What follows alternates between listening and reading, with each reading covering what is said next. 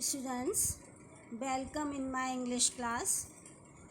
Today I am going to teach you a very famous lesson, The Homecoming, written by Rabindranath Tagore. बच्चों, रविन्द्रनाथ टैगोर भारत के एक महान कवि, लेखक और एक दार्शनिक थे, जिनका जन्म 1861 ईस्वी में हुआ था. उन्हें 1913 में गीतांजलि नामक रचना के लिए नोबेल प्राइज़ से भी सम्मानित किया गया था. जो द होम कमिंग, जैसे आप टाइटल से ही जान रहे हैं कि घर वापस आना, लेकिन इस कहानी में हम देखते हैं कि ये एक सर्वश्रेष्ठ कहानी है और जिसमें रविन्द्रनाथ टैगोर ने आपसी टकराव, अंकुश, जिम्मेदारी, प्रेम और एकाकीपन को दर्शाया है. ये एक 14 वर्षीय लड़के की कहानी है जिसका नाम फटिक चक्रवर्ती है. वह अपनी माँ और अपने भाई माखन के साथ रहता है. फटिक के पिता का देहांत होने के बाद उसकी माँ उसे अत्यधिक डांटा करती थी और यह कारण से वह एक आलसी और बिना आज्ञा ना मानने वाला जिद्दी और शरारती बच्चा बन गया था.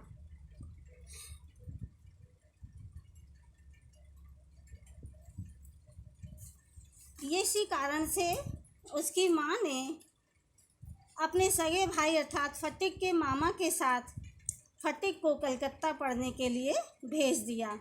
लेकिन मामा के परिवार में अच्छा व्यवहार ना होने से फटिक का वहाँ रहकर पढ़ना अत्यंत कष्टदायक हो गया और वह गांव और दोस्तों की याद करते हुए स्कूल में अध्यापक के द्वारा दुर्व्यवहार करने, डांटने व मारने पर गंभीर रूप से बीमार पड़ गया और फिर वो वापस घर नहीं आ पाया.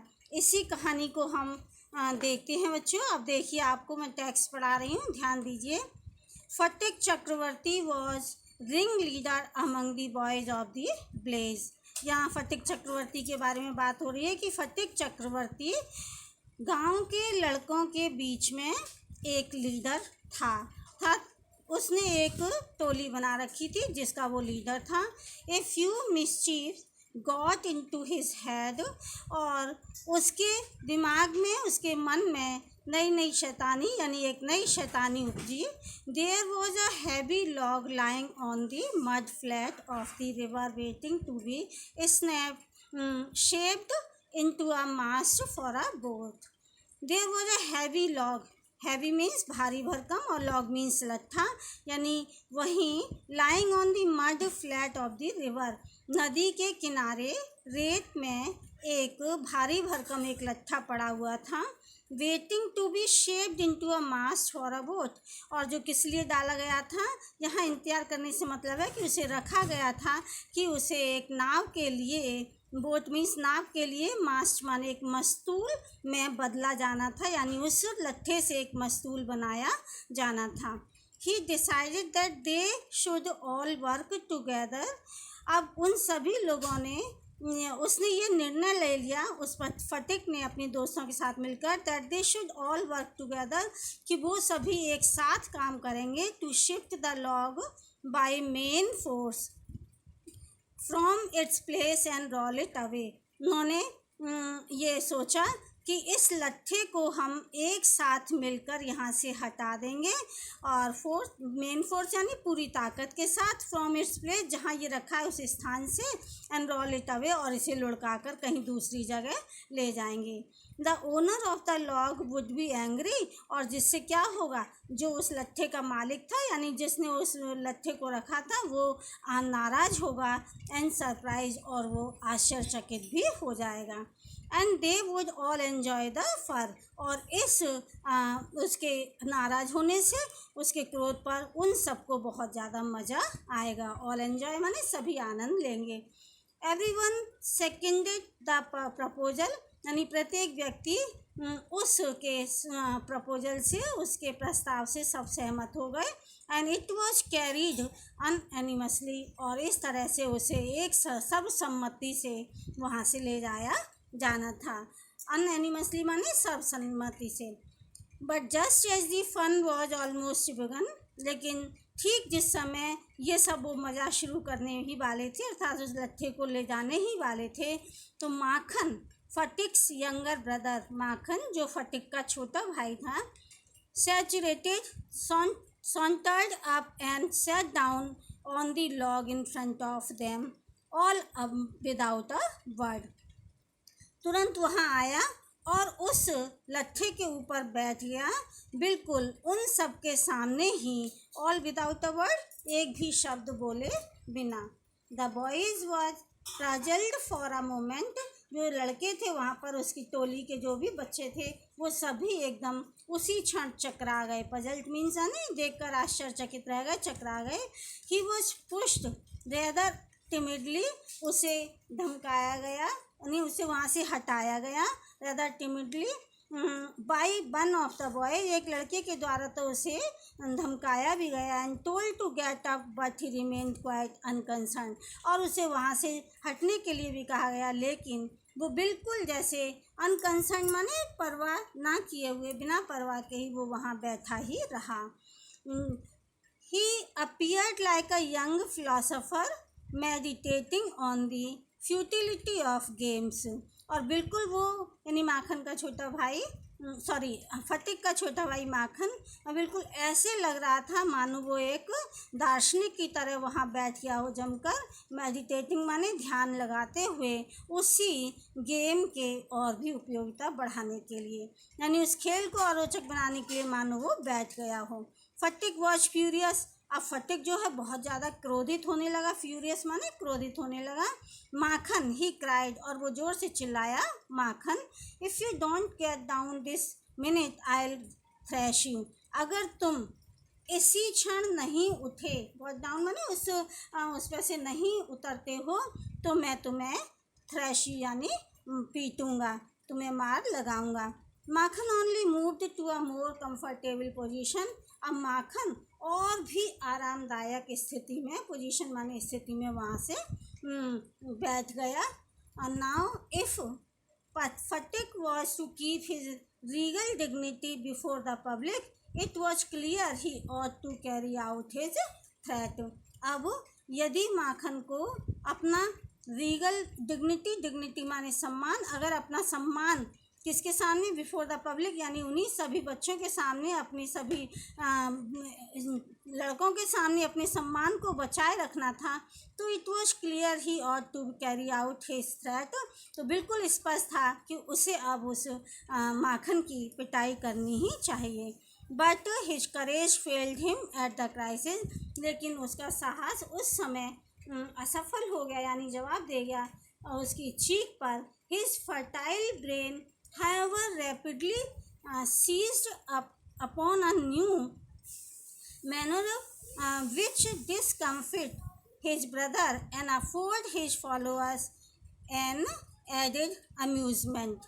His fertile brain, उसका जो उपजाऊ दिमाग था, however rapidly seized upon a new manner, एक नए उत्पाद के ऊपर तुरंत काम करना शुरू कर दिया, which discomfit his brother and afford his followers an added amusement, कि मानो उसके जो साथी थे उन्होंने एक नए मज़े को और जोड़ दिया हो. He gave the word of command to roll the big log and Makhan over together, उसने सभी लड़कों को एक आदेश दिया कि इस लट्ठे को माखन सहित ही लुढ़का देना चाहिए. Makhan heard the order, Makhan ने इस ऑर्डर को सुना, and made it a point of honour to stick on, और उसने इसी लट्ठे के ऊपर चुपके रहने का ही अपना एक मकसद बना लिया. But he overlooked the fact, लेकिन उसने इस फैक्ट को नज़रअंदाज कर दिया. Like these who attempt earthly fame in other matters, उन लोगों की तरह से जो वास्तविक प्रसिद्धि को इन मामलों में, दूसरों के मामलों में प्रयास करते हैं. That there was peril on it, कि इसके साथ ही वो कुचल दिया जाएगा.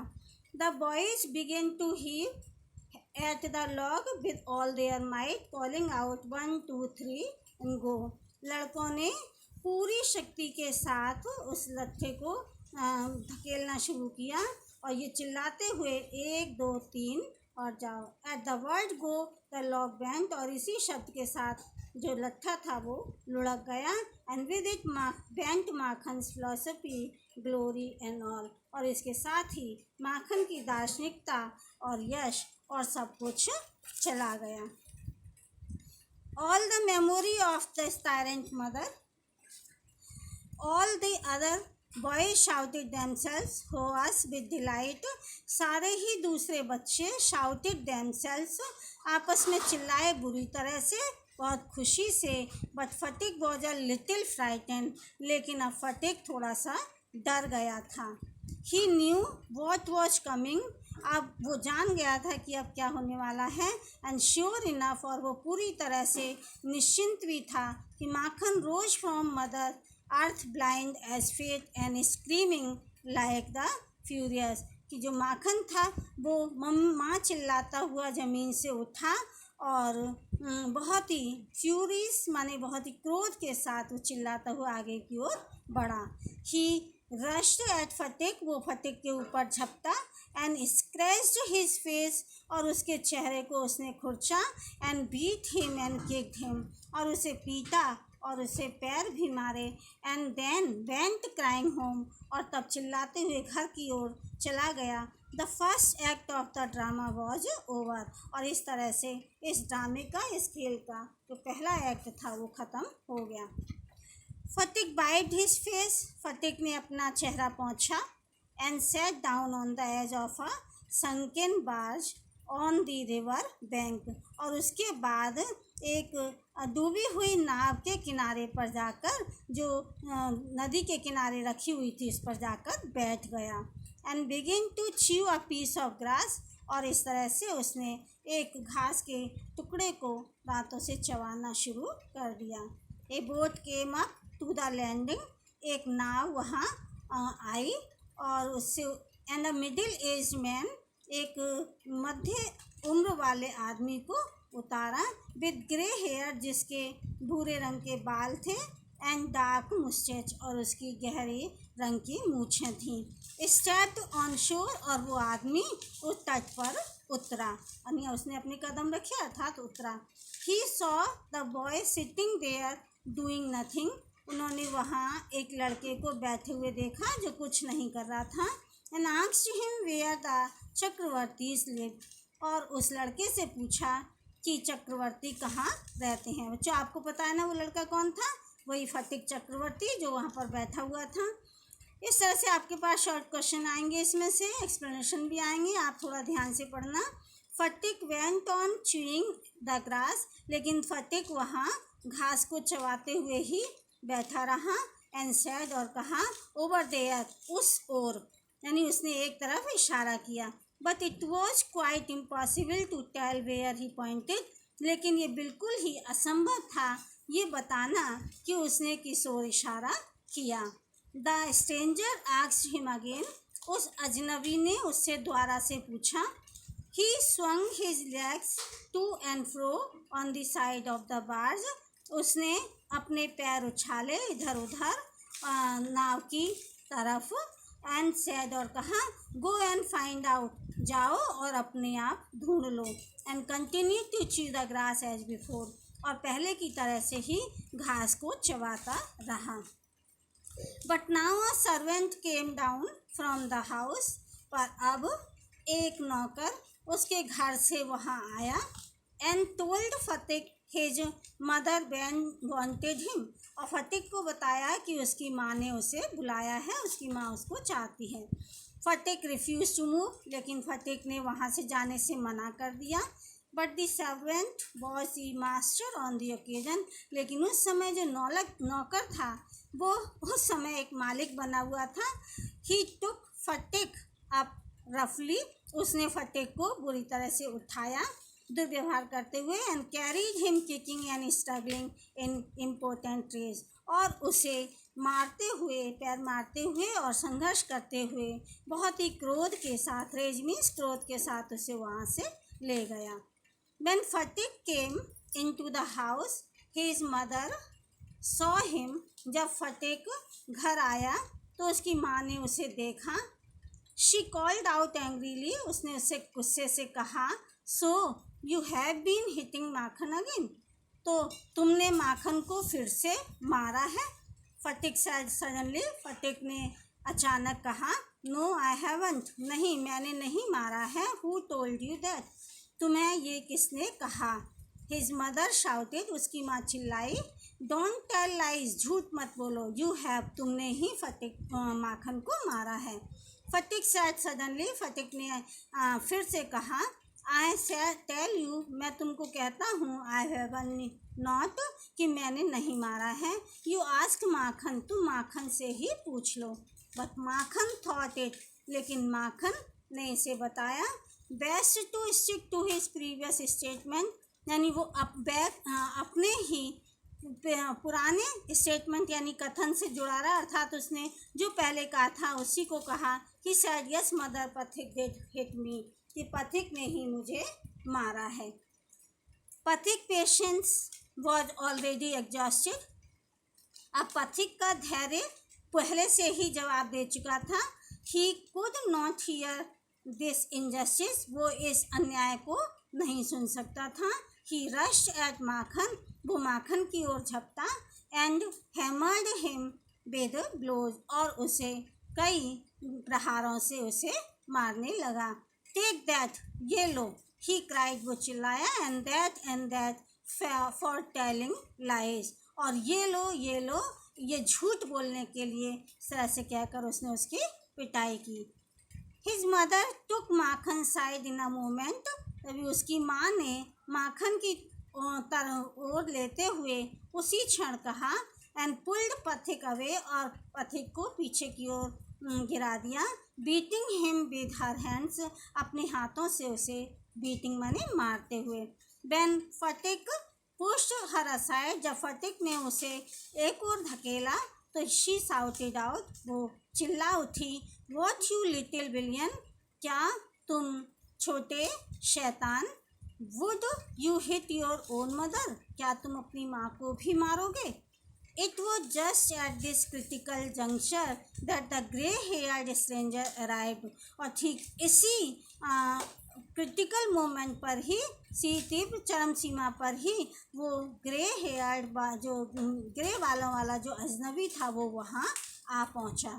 He asked what the matter was, उसने पूछा कि क्या बात है, क्या। फटिक लुक्ड शीपिश एंड असेंड, फटिक बिल्कुल भीड़ की तरह से यानी छुई मुई हुआ और अशेम्ड माने शर्मिंदा होता हुआ दिखाई दिया। But when his mother stepped back, लेकिन जब उसकी माँ ने पीछे कदम बढ़ाया, and looked at the stranger, और उस अजनबी को देखा, her anger was changed to surprise, उनका जो क्रोध था वो आश्चर्य में बदल गया। For she recognised her brother, क्योंकि वो अपने भाई को पहचान चुकी थी। रिकॉग्नाइज माने पहचानना। एंड क्राइड, और चिल्लाई, वाई दादा, क्यों दादा। Where have you come from, तुम कहाँ से आ गए। As she said these words, जैसे ही उन्होंने ये शब्द बोले, she bowed to the ground and touch his feet, वो तुरंत जमीन में झुकी उसकी माँ, एंड टच हिज फीट, और उनके पैर छुए। His brother had gone away soon after, उसके भाई, उनकी माँ का भाई, सून अवे, गॉन अवे सून, शीघ्र ही चले गए थे। आफ्टर शी हैड मैरिड, जब उनकी शादी हुई थी बहन की। And she had started business in Bombay, और उन्होंने बॉम्बे में बिजनेस शुरू किया था, व्यापार करना शुरू किया था। His sister had lost her husband, जब उनकी बहन ने अपने हस्बैंड को खो दिया था, while he was in Bombay, तब उस समय वो बम्बई में थे। Bishambar had now come back to Calcutta, उनके भाई का नाम विशंबर है, तो विशंबर अब कलकत्ता वापस आ गए थे। And had at once made inquiries about his sister, और जब उन्होंने अपनी बहन के बारे में पूछताछ की तो he had then hasten to see her, तब वो शीघ्र अतिशीघ्र उन्हें देखने के लिए, as soon as he found out where he was, जब उन्हें ये पता चला कि वो कहाँ हैं तो उन्हें देखने के लिए उनके भैया, उसके भाई यहाँ आए। The next few days were full of rejoicing. अगले कुछ दिन बहुत ही रिजॉइसिंग माने आनंद भरे थे. The brother asked after the education of the two boys. भाई ने दोनों लड़कों की शिक्षा के बारे में अपनी बहन से पूछा. He was told by his sister. तब उसे अपनी बहन के द्वारा बताया गया that Phatik was a perpetual nuisance, कि फटिक एक पुराना ही शैतान बच्चा है. ही वॉज लेजी, वो आलसी भी है. Disobedient and wild. डिसओबीडियंट यानी अवज्ञाकारी और वाइल्ड माने जंगली प्रवृत्ति का भी है. But Makhan was as good as gold. लेकिन माखन इतना अच्छा लड़का है जैसे कि सोने की तरह. As quiet as a lamb. बिल्कुल शांत रहता है जैसे एक मेमना. And very fond of reading. और बहुत ही ज़्यादा पढ़ाई में रुचि लेने वाला. तो यहाँ आपने देखा फटिक और उसके भाई माखन का कैरेक्टर स्केच. इन दोनों का ही यहाँ आपस में सहयोग है कि आप देखिए कि दोनों की जब तुलना मांगी जाए तो आपको यही वाली लाइनें देनी हैं. Vishambar kindly offer to take Phatik off his sister's hand and educate him with his own children in Calcutta. जब विशंबर उसके मामा को पता चला कि फटिक यहाँ रहकर पढ़ाई नहीं करता है तो उन्होंने विशंबर काइंडली ऑफर्ड. तो विशंबर ने प्रार्थना की उसकी अपनी बहन से कि वो फटिक को सिस्टर्स हैंड अपनी बहन के हाथों से लेकर यानी फटिक को यहाँ गांव से ले जाएगा. And educate him with his own children in Calcutta. और कलकत्ता में अपने बच्चों के साथ उसे पढ़ाएगा. The widowed mother readily agreed. जो विधवा माँ थी वो अति शीघ्र तैयार हो गई. When his uncle asked Phatik. जब उसके मामा ने फटिक से पूछा if he would like to go to Calcutta with him, कि क्या वो उनके साथ कलकत्ता जाना पसंद करेगा, तो ही जॉय न्यू नो बाउंड्स. तो उसका भी उसकी खुशी की सीमा नहीं रही. अर्थात उसे लगा कि मैं अपने गांव से दूर, माँ की डांट से दूर, अपने मामा के यहाँ आराम से रहूँगा. And he sad. और उसने कहा ओ यस अंकल, हाँ हाँ अरे मामा, हाँ मैं भी चलूँगा. In a way that made it quite clear that he meant it. और इस तरह से वो बिल्कुल स्पष्ट था कि वो वहाँ उनके साथ जाना चाह रहा है. थैंक यू बच्चों. अब अगले पार्ट में मिलते हैं.